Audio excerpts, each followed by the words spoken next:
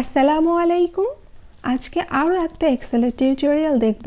আজকে দেখব কিভাবে আমরা এক্সেলে ওয়াটারমার্ক ব্যবহার করতে পারি।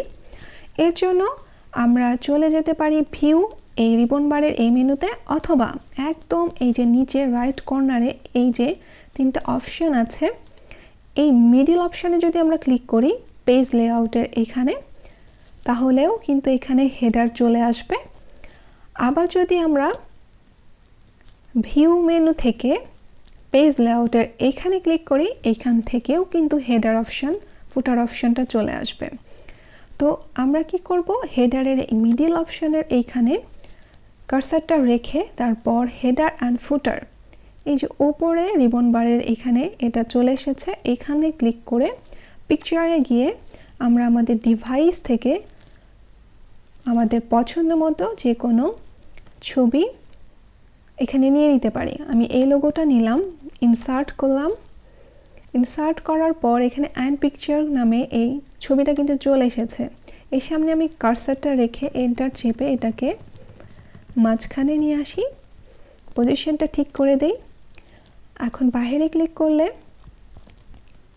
দেখতে পাবো লোগোটা চলে এসেছে, কিন্তু এটা সাইজটা অনেক বড়।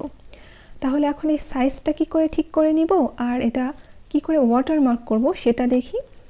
আবারও এইখানে ক্লিক করলাম, পিকচারের এখানে ক্লিক করার পরে তারপর চলে যাব হেডার অ্যান্ড ফুটার, এখান থেকে চলে যাব ফরম্যাট পিকচার।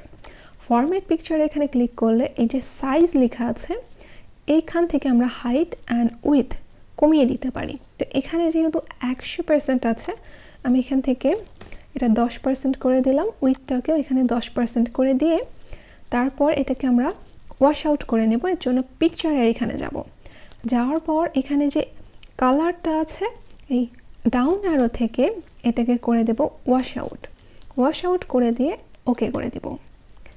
তারপর এটা আমরা বাইরে ক্লিক করে দেখি, এই তো লোগোটা কিন্তু ওয়াটারমার্ক হয়ে গিয়েছে।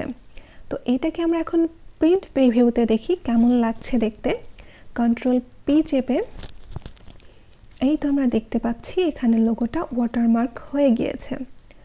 তো আজকের এই টিউটোরিয়াল আপনাদের কেমন লাগলো সেটা কিন্তু আমাকে অবশ্যই জানাবেন। আজকের মতো এখানেই শেষ করছি। আল্লাহ হাফেজ।